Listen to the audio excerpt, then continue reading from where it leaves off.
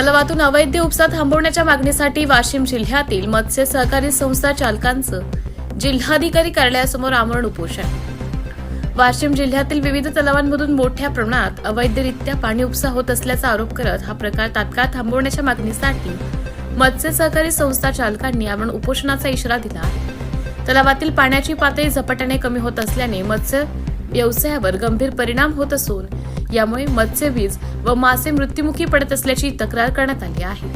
मत्स्य सहकारी संस्थेच्या पदाधिकाऱ्यांनी जिल्हाधिकारी कार्यालयात निवेदन देत सांगितलं की अनेक ठिकाणी मोठ्या क्षमतेचे मोटार पंप लावून अवैधरित्या पाणी उपसा केला जात आहे। नियमानुसार तलावातील पाणी उपसा करण्यास मर्यादा असतानाही काही जण नियम धाब्यावर बसवून मोठ्या प्रमाणात पाणी काढत आहेत। त्यामुळे तलावातील पाण्याची पातळी घटल्याने जलचर प्राणी, उभयचर प्राणी तसेच पशुपक्ष्यांनाही पाण्याच्या टंचाईचा सामना करावा लागत आहे।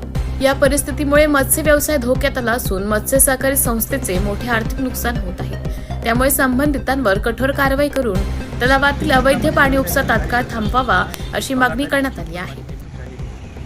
सोमठाणा धरणातील किंवा प्रत्येक फाळेगाव, जांभूर, जहागीर आणि कळंबामाली आणि कळंबेश्वर या प्रत्येक तलावाला व आपल्या इथल्या सर्व लोकपट बंधारे तलाव, जलसंपदा तलाव आणि जलसंधारण तलाव यांना येथील कास्तकारांना किंवा इतर लोकांना सर्वांना 28 फेब्रुवारीपर्यंतच पाणी उपशाची परवानगी असते आणि तोपर्यंतच तो परवाना वैध राहील। त्यानंतर तो परवाना अवैध होतो आणि त्यामध्ये एक अशी तरतूद आहे की 3 HP वरील पंपद्वारे कधी उपसा त्यांना करता येते। 3 HP वरील पंपाद्वारे त्यांना कधी उपसा करता येते। तरीही सरास धरणामध्ये 10-15 या टाईपचे मोटर पंपाने ते सतत उपसा करतात। त्याबद्दल आमचं काही म्हणणं नाही, पण नियमानुसार जे 28 फेब्रुवारीनंतर परवाने त्यांना दिलेले आहे तोपर्यंतच त्यांनी उपसा करावा। त्यानंतर हे जे पाणी आहे हे आपल्या उभयचर प्राणी, जलचर प्राणी या बाकी इतर सर्व जे जंगली प्राणी आहेत, जे भटकंती करतात, जे गुरेढोरे येते त्यांसाठी राखीव ठेवावं। कारण की हे पाणी पातळी जर कमी झाली तर त्यांना त्रास असून मानवांनाही पाणी टंचाईला समोर जावे लागते। कारण की गावातली पातळी त्या धरणावर निर्भर असते। जर त्या धरणातले पाणी आटत गेले तर गावातली पातळी अत्यंत कमी होऊन मानवाला पण त्याचा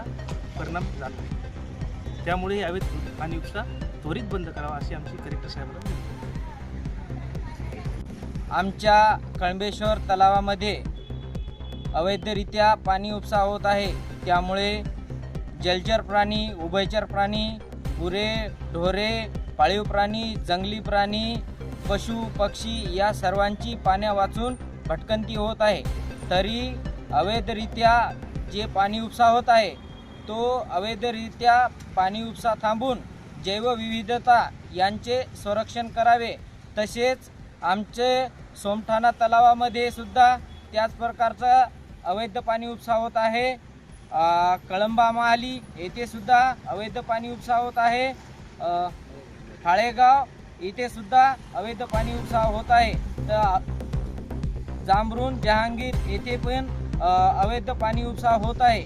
अवैध पाणी उपसा होत असल्यामुळे पशु पक्षी, जनावरे, गुरे ढोरे, जलचर प्राणी, उभयचर प्राणी यांचं पाण्या वाचून खूप मोठ्या प्रमाणात भटकंती होऊन ते काही प्रमाणामध्ये मृत्यूसुद्धा पावत आहे। तरी यांच्या सर्वांचे जीवन वाचवण्यासाठी अवैध पाणी उपसा होत असलेला हा त्वरित थांबवावा।